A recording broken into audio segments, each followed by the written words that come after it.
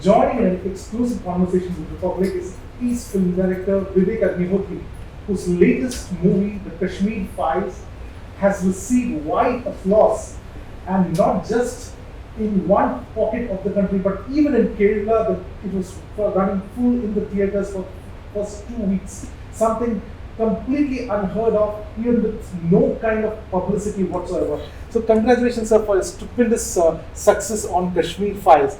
My first question to you is like, what do you think has essentially come to the hearts of the people after watching Kashmir Files?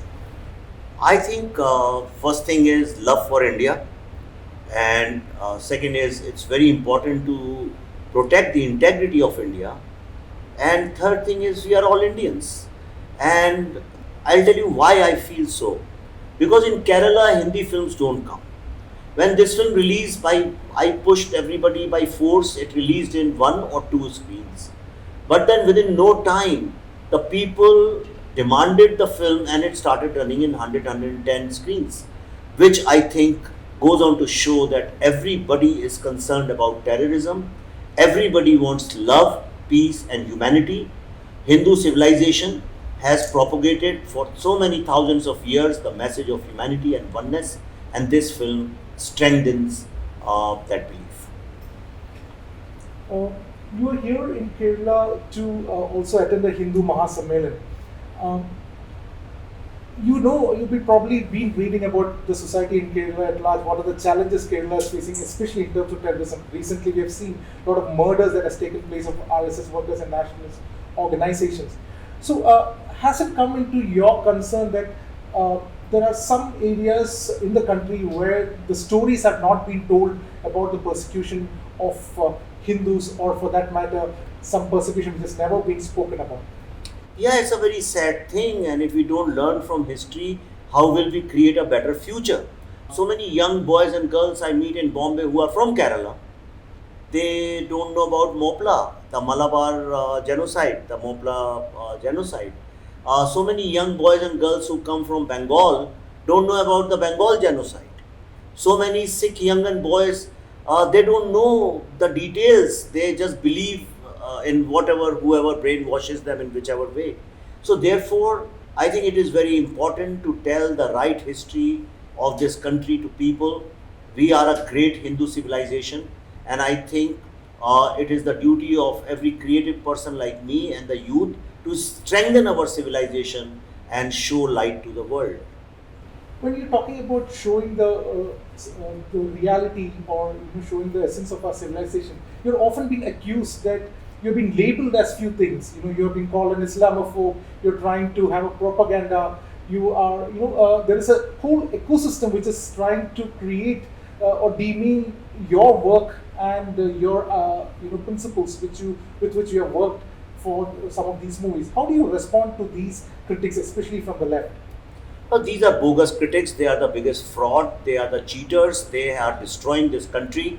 They have no problems with genocide. They have no problems with terrorists killing Hindus in Kashmir. But they have problem with somebody making a film on it. They have no problems with the kind of violence which is taking place in Kerala today. But if somebody makes a film on this or somebody speaks on this, they start calling them with different labels. This is a very old strategy of leftists. They have two strategies, they never change. One, if somebody speaks against you, call them Islamophobe, communal, bigot, all those kind of stupid terminology. And the second thing is they use women and children as shields. That's what they have done. They are the most intellectually dishonest and corrupt people. I just do not care what leftists say. I have written a book on urban naxals, and my entire mission in life is to defeat urban naxals. Uh, when this movie came out, especially the leftist, they have definitely painted you in certain ways.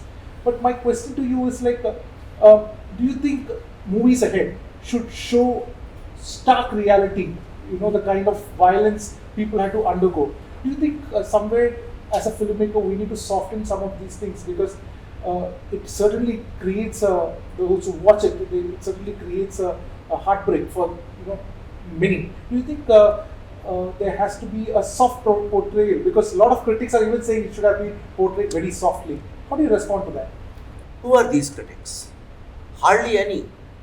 So many 3 crore people have seen the film, they have no problems, they are loving everybody, hugging each other, they are crying. Who are these people? And just because the truth is bitter, they have a problem. And the truth is about you. When somebody was making films on Gujarat, then they had no problems.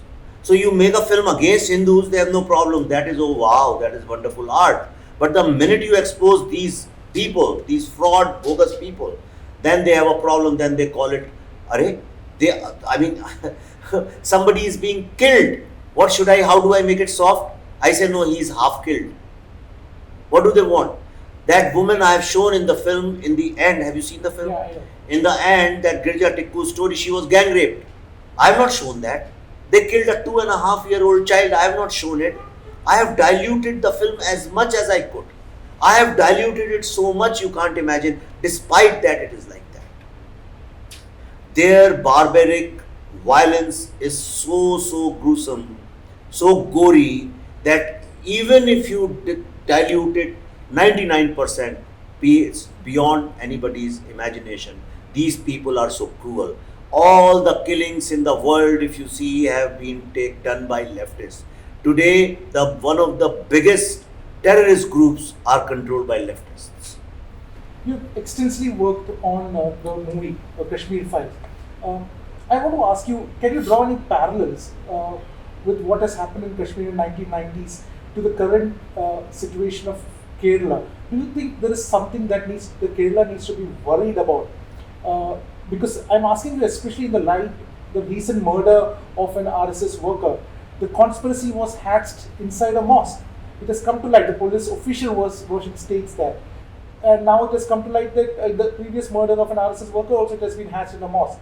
So do you think there is something that Kerala needs to worry about in terms of countering radical Islamic elements? I'm not getting into Islamic and all. All I know is that there is a nexus between religious terrorists and leftists. Okay? Now, whenever leftist people get involved into religion, it becomes lethal. It always becomes fanatic, it becomes violent, and it kills so many people. All over the world, if you see, in the modern times, most of the killings and the mass genocides have taken place because they were supported by the leftist people. And behind terrorism also, there is, tell me one thing, leftists call them progressive, they call themselves liberal. So they are against religious fundamentalism, they are atheists. Then in Kashmir, when so many Hindus are killed, why don't they raise their voice? Then they go and support terrorists. Here, who are they supporting? They are supporting the people who are murdering Hindus. So leftist ideology is the biggest problem. Second biggest problem of India is uniform civil code.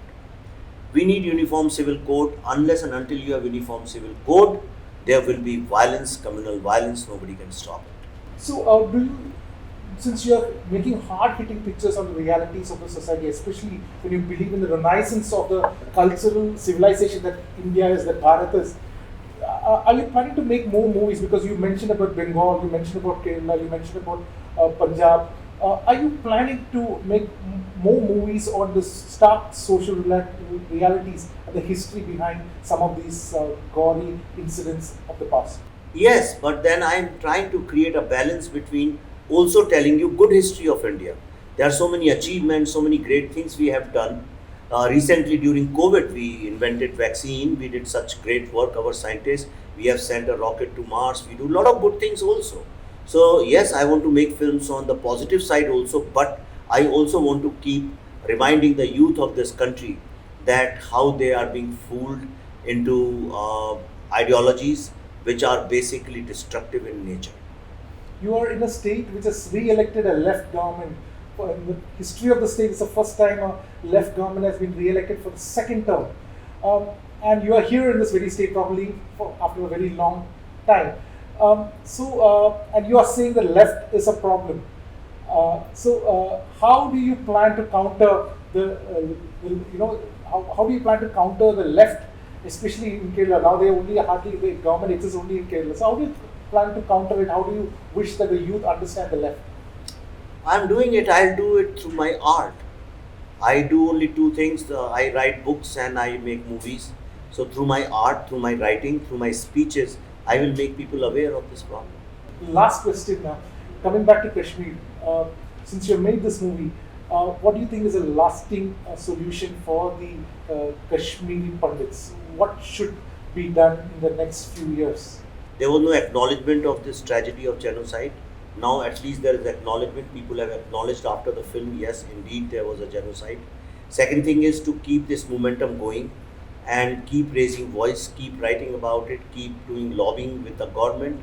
And I have a very strong feeling that slowly in next 5 years or so, things are going to become more cohesive. Because unless and until the youth of Kashmir comes into mainstream economy, okay, they will always remain isolated. The biggest, what leftists do is they'll keep you poor and they'll tell you that somebody else is keeping you poor. That is the biggest problem, and so that's what I think. So that is Vivek Ranjan for you, who says that through his art, he will go ahead and vanquish the left through his writing as well as through his movies. With video journalist Mani S. Ashwin Nandakumar for Republic TV.